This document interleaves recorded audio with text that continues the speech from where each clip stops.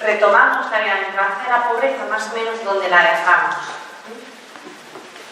Lo último que estuvimos viendo de la bienaventuranza de la pobreza, si no recuerdo mal, fue cómo surgieron, por qué surgieron las órdenes mendicantes. Yo creo que ahí nos quedamos más o menos, ¿verdad? Y la diferencia que hay entre los movimientos pauperísticos y las órdenes mendicantes, que parecen lo mismo pero no lo son para nada, porque decíamos que los movimientos pauperísticos defendían por encima de todo el ejercicio de la pobreza por sí misma, pero la vivían al margen de la Iglesia e incluso a veces con una actitud contra la Iglesia, ¿no? Denunciando a la Iglesia. En esto, ya como vez cuando hablaba de este tema, pues hay personas que dicen que históricamente es cierto y se puede probar la corrupción que había en ese momento, y es cierta que no la niego. O sea, que yo ame a la Iglesia profundamente no quiere decir que yo esté fuera de la realidad y no reconozca pues, lo que ha habido de menos positivo en la Iglesia, ¿no? En la historia de la Iglesia. Pero yo siempre digo que tengo que empezar por reconocer lo menos positivo que hay en mi propia historia, ¿no? Entonces es mucho más fácil ver lo que está mal en el vecino o ver lo que está mal en la Iglesia que ver lo que está mal en uno. Y yo siempre digo que eso no vale. O sea, porque vamos a ver, decir que el de al lado hace cosas mal, eso cualquier tonto lo hace. Bueno, si se da cuenta que hay cosas mal, pues si es tan tonto que se da cuenta, pues no. Pero vamos, hablamos de personas normales, ¿no? Cualquiera es capaz de decir que el de al lado hace una cosa mal. Cualquiera es capaz de decir que la Iglesia ha habido y hay cosas mal. Eso cualquiera lo hace. Lo grande, lo que no hace cualquiera es luchar y cambiar esa realidad. O sea, no vale decir eso está mal, y con eso que arreglamos seguirá estando mal, aunque yo lo diga, ¿no? Eso está mal, ¿qué voy a hacer yo para que esté menos mal, para poder mejorarlo, ¿no? Y yo siempre digo que la Iglesia tiene sus limitaciones humanas, porque los que estamos en ella somos humanos, y que gracias a Dios, no es un club de perfectos, porque así vosotros y yo podemos estar en la Iglesia, porque como fuera un club de perfectos, todos fuera, o sea, no quedaba ni el apuntador. Entonces, no es un club de perfectos, es un club de personas que buscan la perfección, que buscan acercarse a Dios, que buscan ir mejorando y que lo pretenden y luchan por ello. Y decíamos cómo estos movimientos pauperísticos se limitaban a denunciar, pero a la hora de la verdad no eran evangélicos, buscaban la pobreza en sí misma, porque nada de la pobreza pisoteaban tranquilamente la caridad, no tenían ningún problema, y la obediencia de Dios a la Iglesia. Y frente a esto aparecieron las órdenes mendicantes, donde se dio el equilibrio y la síntesis. Por un lado, vivían la pobreza con exigencia, pero la vivían en comunión de la Iglesia, ¿no? Y para la Iglesia, para construir la Iglesia. Y bueno, este es un poco el resumen del final del otro día. Y esto hoy día tiene una grandísima aplicación, ¿no? ¿Por qué? Porque en nuestra época moderna nos encontramos con unos planteamientos muy similares. Por ejemplo, en el siglo pasado, en el siglo XX, hubo, como si dijéramos, una especie de explosión de la conciencia social. Y, por ejemplo, uno de los problemas que decidieron llamarse ellos mismos problemas fue el del proletariado. Entonces, aquello era una serie de reivindicaciones, sindicatos, una serie de cosas que volvieron a romper el equilibrio, ¿no? ¿Y entonces qué pasó? Pues que nuevamente se volvió a poner, y sigue, entre paréntesis, el ideal de la pobreza voluntaria, para ver la pobreza solo desde el punto de vista de los pobres, ¿no? Lo único que importa es remediar la pobreza por los pobres, pero la pobreza como opción devoción personal y como ideal de seguimiento de Cristo fue de alguna manera marginada, negada, censurada, criticada. A raíz de ahí han surgido nuevamente en la Iglesia otro montón de movimientos equivocados y de lacras y de cosas pues, que no han terminado bien, y algunas no han terminado todavía, siguen ahí, ¿no? Dando sus últimos coletazos, pero se ha comprobado que no tienen sentido. Y nuevamente la Iglesia, que es madre y es maestra, en el Concilio Vaticano II se pronuncia, ¿no? Y hay un discurso importante, famoso en su momento, que fue el del cardenal Caro, sobre la Iglesia y la pobreza. Y de ese discurso, la Constitución dogmática Lumen Gentium, no me sale Lumen Gentium, escribe en el número 8 un párrafo hablando sobre esto, ¿no? Que voy a leer porque es importante tener las cosas claras. El ideal de una iglesia pobre va a prevalecer siempre, y ahora lo vamos a ver, sobre la preocupación por los pobres. La iglesia se preocupa por los pobres, cierto, y se va a preocupar siempre, porque Jesús se preocupó también. Pero el ideal supremo de la iglesia es ser ella misma pobre, encarnar esa pobreza. Y solo desde ahí tendrá sentido que luego se preocupe por los pobres. Y cuando hablamos de pobreza, luego vamos a ver, no es solo la pobreza. Hay gente que se puede despojar muy fácilmente del dinero o de los bienes materiales, pero lo verdaderamente complicado es despojarse de uno mismo. Yo doy todo lo que tengo menos yo, menos mi criterio, menos mis ideas, menos mi voluntad, ¿no? Y eso no vale. Porque el ideal de Puerta Evangélica, contemplando a Jesús pobre, no vemos a Jesús mísero, vemos a Jesús pobre de espíritu, pobre de corazón, que se despoja de sí mismo, de lo que es, de lo que tendría derecho en función de lo que es, por una apariencia humilde, sencilla, pobre. Lumen Gentium número 8 dice así: como Cristo efectuó la redención en la pobreza y en la persecución, la Iglesia es llamada a seguir ese mismo camino. Cristo fue enviado por el Padre a evangelizar a los pobres y a levantar a los oprimidos, para buscar y salvar lo que estaba perdido. De manera semejante, la Iglesia abraza a todos los afligidos por la debilidad humana. Más aún, reconoce en los pobres y en los que sufren la imagen de su fundador, pobre y paciente. Se esfuerza por aliviar sus necesidades y pretende servir en ellos a Cristo. Lumen Gentium número 8.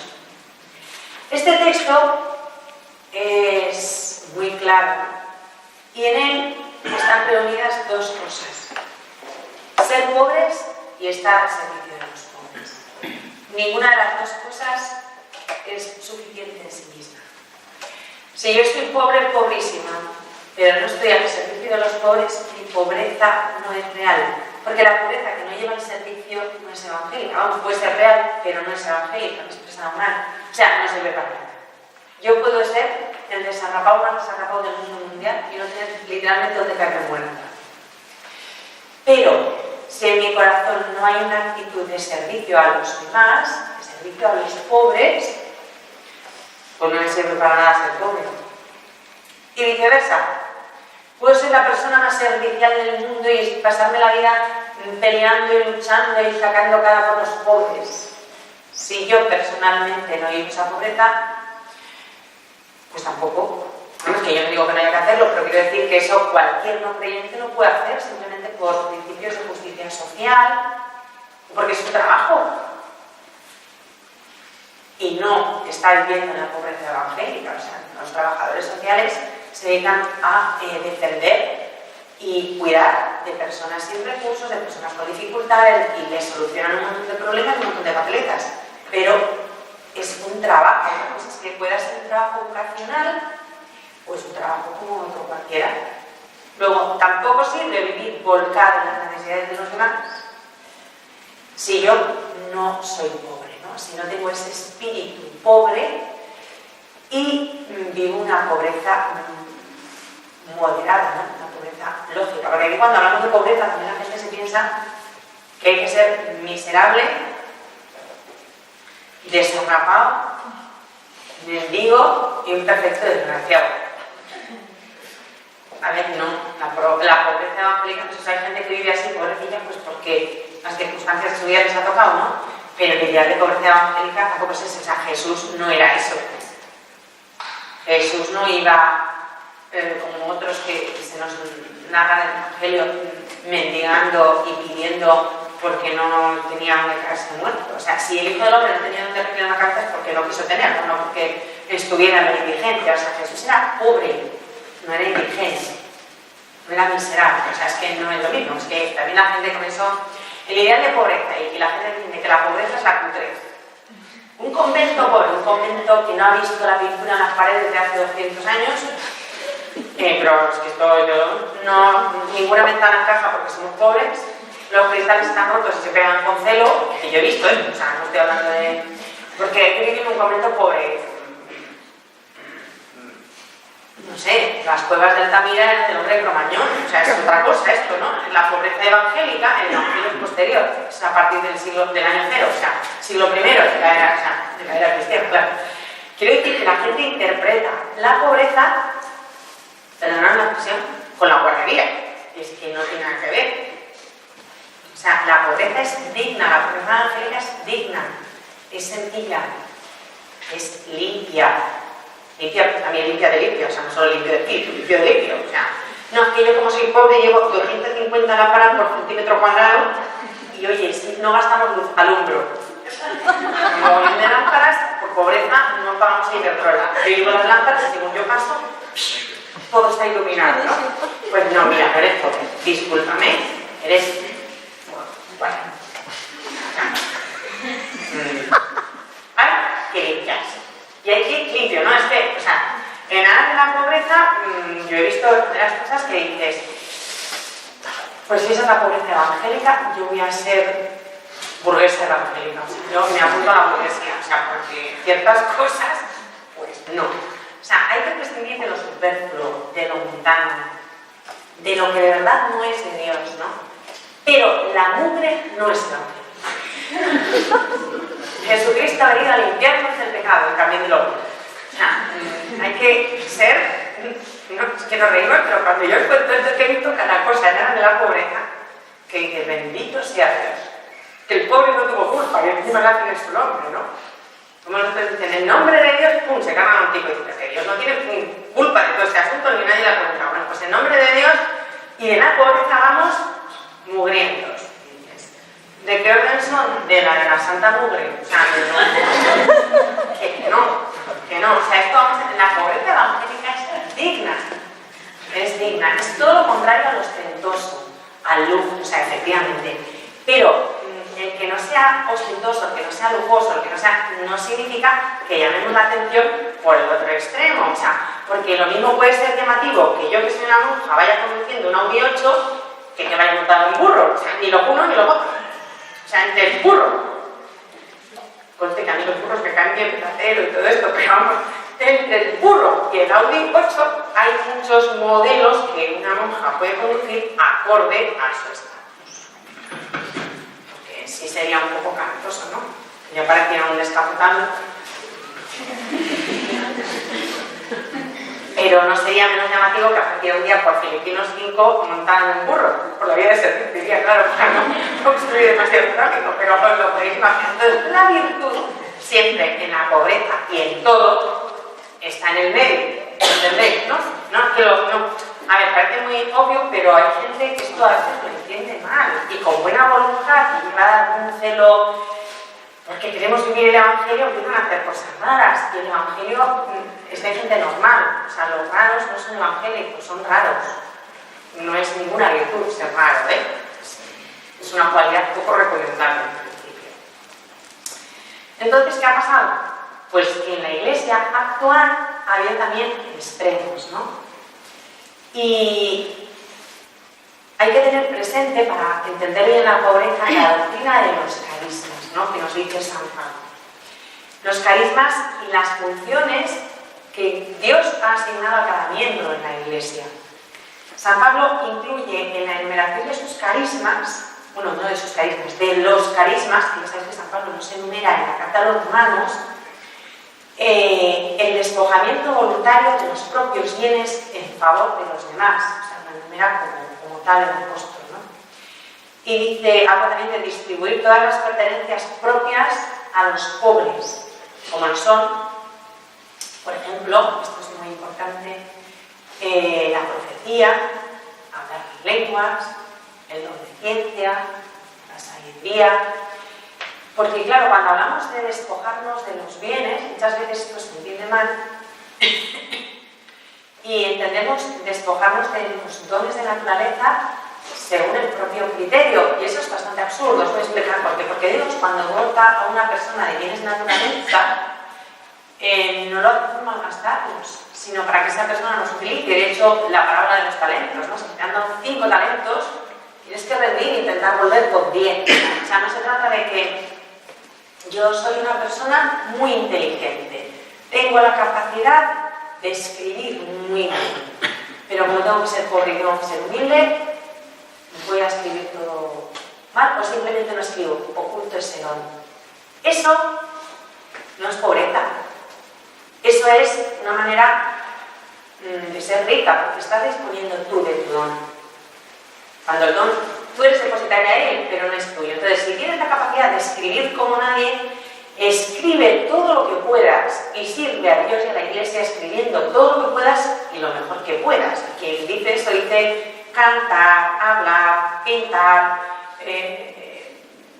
yo qué sé, cualquier don que una persona pueda tener, guisar, bueno, necesitar al prójimo y que coma sin mortificarse de vez en cuando, o sea, todo lo que podamos poner al servicio de la iglesia, no se trata de que por humildad tonta, no es humildad, es tontería, lo enterremos. O sea, el plan de Dios no es ese, porque no te ha dado eso para que no lo uses, sino para que lo uses bien y lo uses con pobreza. ¿Y cómo se usa un don con pobreza? Pues teniendo conciencia clara de que no es tuyo, de que te lo han prestado y de que lo tienes que poner al servicio de la comunidad, ¿no? Al servicio de la iglesia, de la comunidad. Entonces, si tú tienes un don, no se trata de que digas, no, yo quiero ser muy humilde y entonces no hago nada de lo que puedo hacer. Porque estás adueñándote de lo que no es tuyo, te estás reservando aquello que Dios te ha dado para servicio y para construcción de la comunidad, para construcción del reino, y en el fondo estás actuando como un rico, porque estás disponiendo de un bien que no es tuyo, del que tú eres depositaria, pero no te pertenece, ¿no? Esto hay que entenderlo muy bien, porque hay gente que a veces con buena voluntad, pues quiere ser tan humilde, tan humilde, tan humilde, que deja de servir, no da todo lo que tiene. Otra cosa es que si yo hago una cosa genial, y lo hago muy bien, y como lo hago muy bien, tengo que hacerlo, pues no tengo que ser tan idiota de creer que eso que lo hago muy bien, eso que hago bien, pues es porque yo soy una persona valiosa, y quedarme y apropiarme el fruto de eso, ¿no? El fruto es del Señor. Hay una cosa muy bonita que yo leí una vez que me hizo mucho.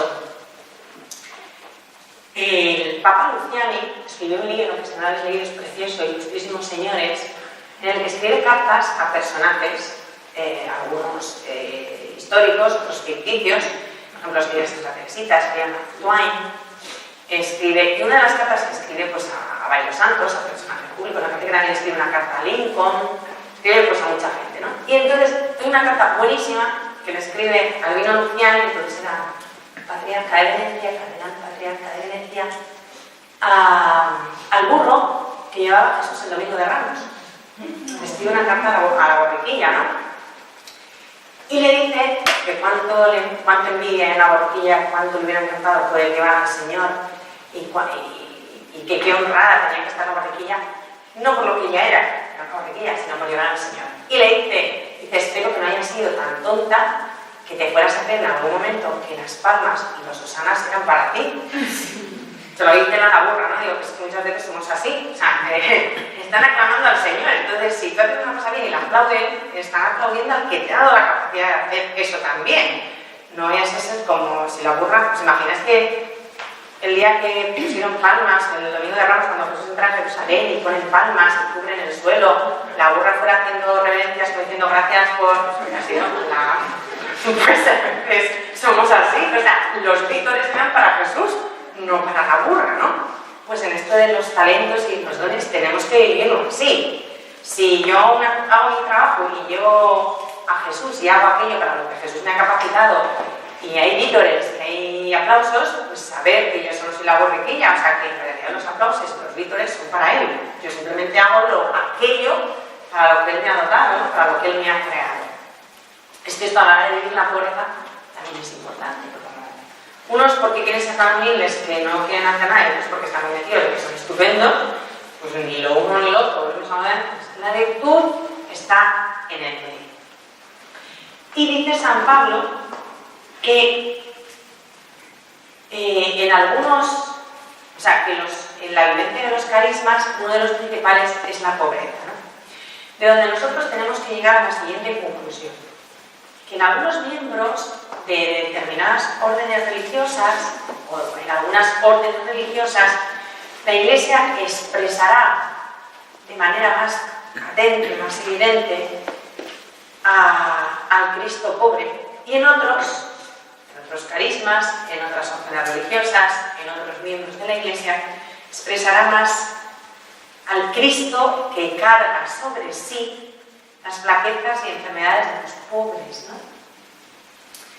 Y la plenitud de los dones del Espíritu y también de la pobreza no está en el creyente individual, sino en la Iglesia. O sea, ¿crees que podemos vivir la pobreza en plenitud a solas? Es absurdo, o sea, es mentira, es imposible. Cualquier virtud, cualquier consejo evangélico, cualquier principio evangélico, cualquier bienaventuranza, nunca la vamos a poder vivir en plenitud a solas. El Evangelio no es para vivirlo a solas. Así que hay del solo, hay de la sola, que en el mejor de los casos, vivirá una vida absurda, vacía y estéril, tal cual. En el mejor. En el peor se estrellará de bruces y habrá que ir a recogerla en parihuelas. La persona que pretenda vivir la fe cristiana sola se está engañando. No se ha inventado. No se ha inventado. Entonces, en la comunión de la Iglesia, la plenitud se hace de todos. Y en efecto, si yo amo la unidad y me mantengo unido a ella, lo que tiene o hace cada uno de los miembros de la Iglesia es mío y lo hago yo también. Con lo cual, todo es de todas. O sea, lo que dice Martín, lo que no tienes tú, lo tienes en tus hermanos. Pues es que es así. O sea, forma parte de los carismas, ¿no? ¿A qué nos tiene que llevar esto? Dice San Agustín.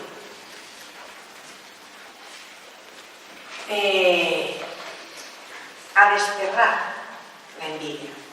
Dice San Agustín: destierra la envidia y será tuyo lo que es mío. Y si yo destierro la envidia, será mío lo que tú posees. O sea, que yo pertenezco a un cuerpo y ese cuerpo que es la Iglesia es pobre y cuida de los pobres. Pero para eso es absolutamente imprescindible desterrar la envidia. La envidia no solo para la pobreza, para todo. La envidia es uno de los dramas de la Iglesia y lo que lleva a la esterilidad de la vida cristiana.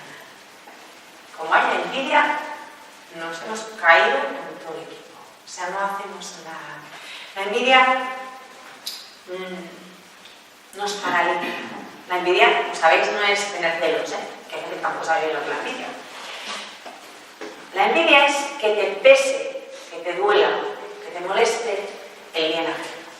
Envidia es la definición de la teología moral, de la del año de la castaña. Ahora cambió, porque no todo cambia, ahora le dicen lo mismo, pero con palabras unidas. Pero vamos, así, antiguamente decíamos que la envidia es pesar el bien ajeno. O sea, yo cuando veo a alguien que me va bien y me pica, me molesta y me duele y me escuece, ¡ay madre! Tal vamos. Cuidado con ese sentimiento que, como le demos curso, se llama envidia. Y viceversa. Alegrarme cuando a alguien le va mal. Y es que esto es muy bueno, porque hay veces que ven algo que va mal y me alegro. Oye, todo sucede. Pues me alegro, hombre, se lo merece. Me alegro mucho de que se haya estrellado. Pero, muchacha, no digas eso, porque la pobre otra se ha estrellado, pero tú estás a punto porque estás cayendo en el pecado de la envidia. ¿Cómo te vas a alegrar de que la otra haya estrellado? Pues es que, pues sí, pues me alegro. Bueno, pues ese es el sentimiento primero que te brota que vamos a hacer. Córtalo, atájalo, porque es envidia. Y la envidia es un vicio capital, no sé si sabéis, un pecado capital. O sea, que la cosa es bastante seria en sí. No, es que hay otras cosas que nos asustan mucho, pero alegrarnos de que al otro le vaya mal, yo pues, ¿quién más, quién menos se alegra alguna vez? Pues mal. No es para celebrarlo, es bastante lamentable. Sobre todo que la envidia rompe la comunión, rompe la unidad y ahuyenta la gracia, o sea, va contra Dios, ¿no? Es importantísimo, por lo tanto, para poder vivir la pobreza y cualquier virtud cristiana, desterrar de nuestra vida la animosidad, los sentimientos negativos, la rabia, los juicios negativos y sustituirlos por la estima mutua y la alegría que nos tiene que producir que Dios haga el bien a través de otros. Y dices, hombre, también podría hacer un poco más el bien a través de mí, que me ha hecho una medida inútil. Te ha hecho como te ha hecho. Y lo primero que tienes que hacer es asumir lo que Dios ha hecho contigo, lo que sea. No criticar, no censurar, no protestar, ¿no? Eso lo hacemos bastante bien y dentro de la iglesia a veces se nos da demasiado bien, esto es muy triste. ¿Qué pasa? Que los que trabajan, por ejemplo, por la justicia social, por la promoción de los pobres, que muchas veces sucede que necesitan grandes medios y grandes estructuras para luchar efectivamente, ¿no? Con efectividad con los pobres, pues tendrían que alegrarse de que haya otros que vivan el Evangelio con sencillez, con simplicidad, sin hacer grandes cosas y sin tener grandes estructuras. Y viceversa, también los que viven el Evangelio en simplicidad tienen que volver a lo esencial, a lo simple y que los sistemas que han montado no sirven para nada. Entonces, en vez de alegrarnos los unos de lo que hacemos nosotros, los de las estructuras critican a los simples y los simples critican a las estructuras, y así nos va. En vez de empujar todos en la misma dirección, empujamos unos contra otros, ¿no? Y eso, evidentemente, no es de Dios. Pero vamos, la cosa no es del siglo XXI, ¿Sí? ¿Cómo está el mundo? No. Mirad, San Pablo, en la carta a los Romanos, en el capítulo 14, en aquel entonces ya les tuvo que decir a los romanos. Luego la cosa es antigua. Cesemos, pues, de juzgarnos unos a otros y dediquémonos más bien a las obras de la paz y de la edificación recíproca. O sea, que lo de chinchorrearnos unos a otros es desde el comienzo. Lo cual no quiere decir que nos tengamos que consolar, porque encima, como siempre fue así, forma parte de la tradición de ese, ¿no? Forma parte de la condición humana y del vicio original que tenemos todos, ¿no? El pecado. Pero lo que tenemos que hacer es ayudarnos unos a otros, sostenernos unos a otros y cada uno hacer aquello que tiene que hacer de la mejor manera posible. Evidentemente yo no tengo que vivir la pobreza igual de la misma manera que un padre de familia o que una religiosa que está misionando en el centro de la la sabana africana, con un elefante a la derecha y una jirafa a la izquierda, por ejemplo. Pues evidentemente no puedo vivir la pobreza yo de la misma manera que ella. Pero yo tengo que vivir mi pobreza de la mejor manera posible para sostenerla a ella allí. Y ella tiene que vivir su pobreza de la mejor manera posible para sostenerme a mí aquí. O sea, aquí nadie es más importante que nadie, ¿no? Sino que se trata de que cada uno encuentre el lugar que le corresponde. Y surge una pregunta, que es la pregunta del millón. ¿Por qué la pobreza voluntaria? ¿Por qué? ¿Por qué Cristo introdujo en el mundo el ideal de la pobreza voluntaria? ¿Bien? Vaya idea, ¿no? Pone las cosas, llena el mundo de cosas estupendas y no nos limita el uso. Pues parece que lo sabemos y le dice, Señor, ¿qué pasa? ¿Que lo hiciste por pincharnos un poquito? Ponernos un montón de caramelos delante y decir que solamente se pueden comer unos pocos y determinados días y no... Esa es una pregunta que, no sé, si la gente se la suele hacer, es que es como diciendo, pues sí, yo me la he hecho alguna vez, digo, ¿por qué la pobreza voluntaria? Para eso mejor no nos hubiera dado todos esos dones y así no habría que renunciar al uso ilimitado de ellos, ¿no? ¿Por qué tenemos que renunciar a todas esas cosas buenas que Dios supuestamente, no supuestamente, seguro ha creado para el hombre, ¿no? Para el disfrute del hombre? Porque Dios todo lo ha hecho bueno y para el bien. Vale, bien, estupendo, guay. Entonces, ¿por qué no podemos usar? Me he perdido. Esa es la gran pregunta. Es que la redención se opone a la creación. Si fuéramos nosotros los redentores y los creadores, pues sí, pero en Dios no cabe esa contradicción. Pues la respuesta está en el motivo que justifica la propuesta de Jesús. Está expresado muy claramente en el texto. El reino de los cielos, el reino de Dios. Todo toma sentido porque este reino de Dios ya está presente en el mundo, ya está presente, pero todavía no está plena y definitivamente establecido. Está ya, pero le falta. Y puesto que el reino de Dios está ya presente en la tierra, en la persona y en la aplicación de Jesús, es necesario no dejarlo escapar, sino agarrarlo, dejando de lado todo lo que pueda ser obstáculo para esa posesión, para ese agarrar el reino. Incluidos también, si fuera necesario, la mano, el ojo y el cuello. Todo. Si tu mano derecha te hace caer, córtatela.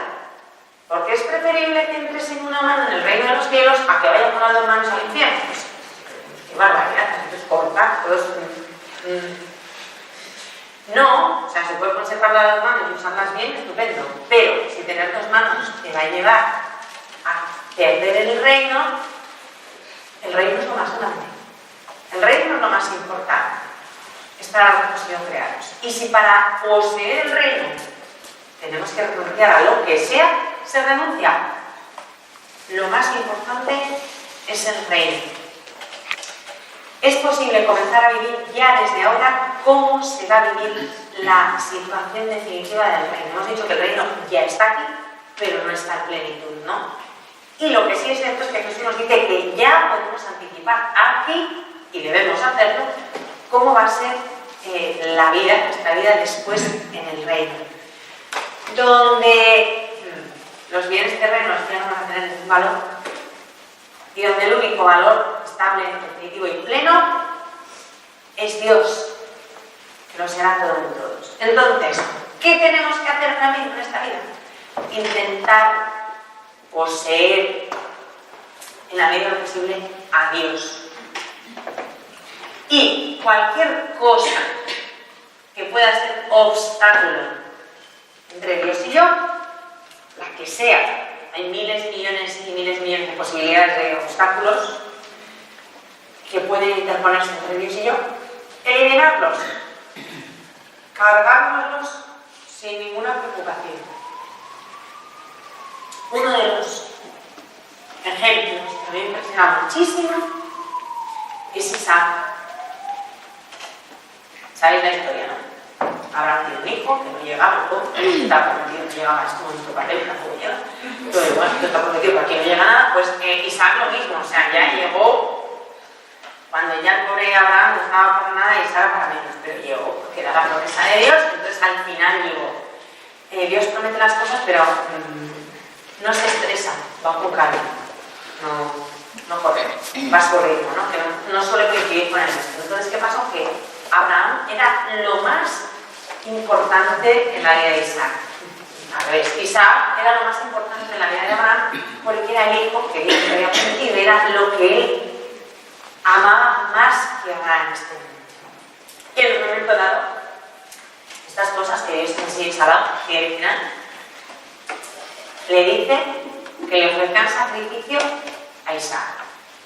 Entonces, el desconcierto tiene que ser total, pero ¿en qué queda? No era el hijo de la promesa, el que me va a dar descendencia más copiosa que la arena de las playas marinas y las estrellas del cielo y toda esta historia, pues entonces si ahora lo mato,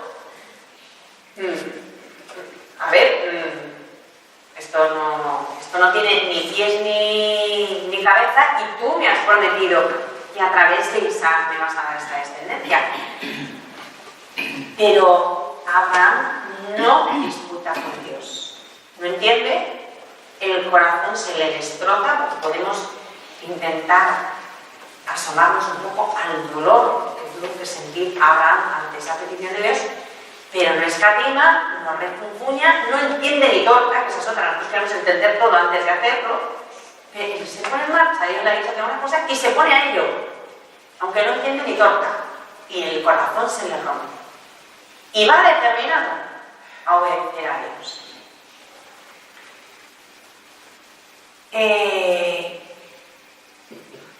Abraham no está dispuesto a que entre Dios y él se pueda interponer nada ni nadie.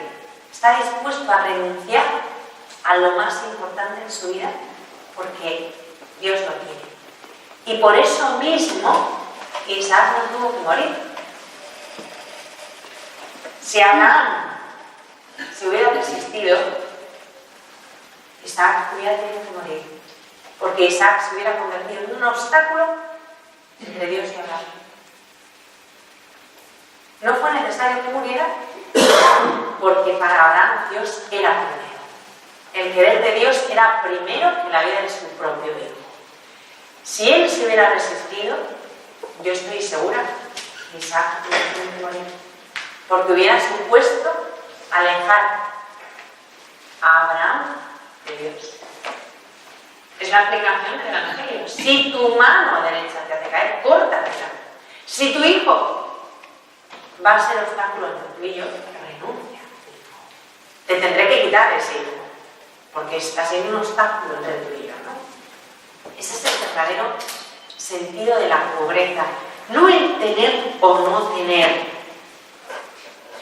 sino la motivación en el uso de los bienes, cualquier bien, no solo los materiales, también los espirituales, los morales. En la pobreza hay dos estilos, dos clases, dos maneras de motivación. Hay una motivación que podríamos llamar escatológica, los teólogos también llaman profética, una motivación profética de la pobreza, en cuanto a que anuncia los cielos nuevos y la tierra nueva. Nos está trayendo, nos está anticipando, eso significa escatológico, lo que vamos a tener después, ¿no?, en la eternidad. Y la pobreza en sí es profética porque proclama, testifica, anuncia, eso es esta profecía, anunciar algo de parte de Dios, que hay un bien mayor, un bien absoluto. Nos recuerda que todo lo de este mundo pasa y que no tenemos aquí morada permanente, que estamos aquí de paso, que esa es otra. Hay personas que viven como si fueran a estar aquí hasta la parusía. No, por lógica, en 80, 90, como muchísimo, 100 años hay que morirse. Entonces, si no, es que hay gente que hay en este mundo con la intención de no morirse nunca. No, estamos aquí de paso y si algo nos ha enterado, pues ya sobra, ¿vale? Ahí nos tenemos que morir, pues más bien. Sí, yo creo que es la única cosa segura en esta vida. ¿Qué nos va a pasar? Todas las otras cosas las podemos dudar. Que vamos a morir es seguro. Aquí no va a quedar ni el apuntador. No necesitamos tampoco, ¿no? Pero tenemos que vivir con ese desprendimiento, ¿no? Y eso ayuda a relativizar las cosas. El uso de los bienes materiales, el uso de los bienes morales. Tenemos que dar testimonio con nuestra vida de pobreza y nuestro desprendimiento de que eso, de que estamos aquí de paso y de que tenemos una morada preparada fuera de aquí. En la eternidad, en el cielo, que es donde está nuestra verdadera patria. Esta motivación escatológica, basada en la irrupción del reino y después de la Pascua, en el regreso de Jesús, que estamos esperando o deberíamos estar esperando, actúa también en lo profundo de nuestro corazón, ¿no? Y sobre todo tiene que incentivar, tiene que motivar la esperanza de los bienes eternos. Si tú estás muy preocupado de tu nómina, de tu casa, de tu coche, de los trapitos del armario, del boli, de tal libro, es que los trapitos del armario no es un problema de las monjas tienen otro tipo de problemas. El boli, el libro que no lo pasa. Este sitio del coro que me gusta más que este otro. El yogur de no sé qué que es mejor que el yogur de no sé cuál. Sí, todas estas cosas son pobreza también, ¿eh? O sea, no, pobreza es no tener nómina, porque entonces eso está chupado. O sea, no tienes nómina, no haces la declaración de la renta, que es muy cómodo, ¿no? No, la pobreza está en renunciar a cosas que a ti te gustan, te apetecen, te interesan y que son, a la larga, pues las riquezas donde tú has puesto el corazón. ¿Qué pasa? Que si tú vives pendiente de esa motivación escatológica, estás esperando los bienes que no pasan, pues las cosas de aquí abajo se relativizan un montón. Pero si los bienes de la otra vida y lo que no pasa te dan pimiento porque tú no te vas a morir y no piensas morirte y mucho menos ser vieja, etc., pues seguirás pegada a las cosas de aquí abajo. Luego la pobreza nos ayuda a vivir proyectados hacia lo que de verdad no pasa, ¿no? Y luego la otra vertiente es la motivación misionera de la pobreza, ¿no? La escatológica, pues la misionera o apostólica, en que, como acabamos de decir, viendo y palpando que el reino está aquí, pero no está aquí en plenitud, no está aquí todavía del todo, nos empuja a anunciar esto, ¿no? A que el reino vaya llegando lo más posible aquí. Entonces, muchas veces tenemos necesidad de anunciar esto, de anunciar la necesidad de esta vivencia de la pobreza.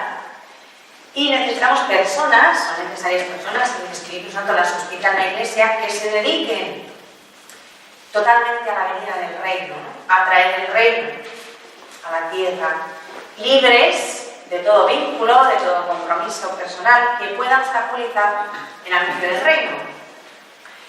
Y ese es el fin de la pobreza que profesamos, libertad.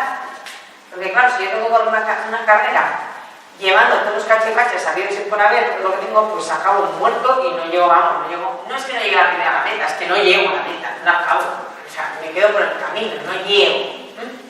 Y la pobreza te libera para correr ligera, para llegar a los confines de la tierra, que ese es otro mandato del Señor. Id al mundo entero y predicad el Evangelio.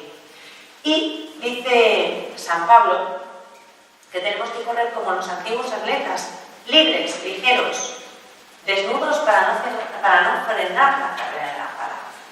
Los atletas de la antigua Grecia, o sea, los atletas de verdad, corrían absolutamente desnudos, no llevaban nada, absolutamente libres. Sí. Es un poco complicado de entender en nuestra mentalidad, pero la intención era esta, no llevaban lastre, o sea, ni un gramo de nada que les pudiera quitar, que les pudiera pesar. Ese despojamiento, San Pablo lo aplica a cómo tiene que correr un atleta, ser un atleta de Cristo, totalmente libre y despojado de todo, para llegar a la meta lo antes posible. Y Jesús, en el sermón del envío, la receta es chulísima, Lucas 9:3. No toméis nada para el camino, ni bastón, ni alforja, ni pan, ni plata, ni tengáis las túnicas cada uno. Lucas 9:3. Exageraciones. Señor, no exagerado. Eso es así, ¿no? Y la actualidad de la bienaventuranza de la pobreza. ¿La bienaventuranza de la pobreza hoy día tiene algún sentido? O, no sé, o está totalmente trasnochada. A ver, para los que no quieren vivir el Evangelio, está trasnochado todo. Está trasnochado hasta malos unos a otros como yo sea. Ya no se lleva. No se lleva. Pero hay que decir que la bienaventuranza de la pobreza es quizá una de las bienaventuranzas que más relevancia tiene en el momento histórico que nos está tocando vivir. Y además estamos viviendo un momento que es hasta divertido. Aquí ven la de cosas raras que hace la gente, pero no vamos a saber de pobreza, ¿no? Estamos viviendo un momento en que está profundamente marcado. Yo no tengo nada en contra, pero a veces me hace gracia cómo se llevan al extremo ciertas cosas y el Evangelio, ¿no? Estamos viviendo en el momento de lo ecológico, de lo que nos lleva a salvaguardar lo creado. Hay que ser ecológicos. Bien, yo digo, bueno, hay que ser ecológicos, pero yo, como soy católica, soy cristiana, digo, hay que vivir la pobreza. Hay que ser ecológicos y hay que ahorrar papel. Sí, pero yo no lo hago por ecología, lo hago por principio porque soy cristiana, o sea, es que los árboles, bueno, sí, los árboles no se acaban, quedamos sin papel, totalmente de acuerdo. Pero es que yo entiendo que el papel lo tengo que malgastar porque soy pobre y porque no es mío, es un don, ¿no? La naturaleza nos da el papel, bueno, no la naturaleza, manufacturamos productos naturales para convertirlos en papel. Pero si yo tengo cuidado de no gastar papel, no es por ecología, es porque la pobreza evangélica tiene un significado para mí. No es que eso es ecológico, pues si al mismo tiempo es ecológico, estupendo. Pero mi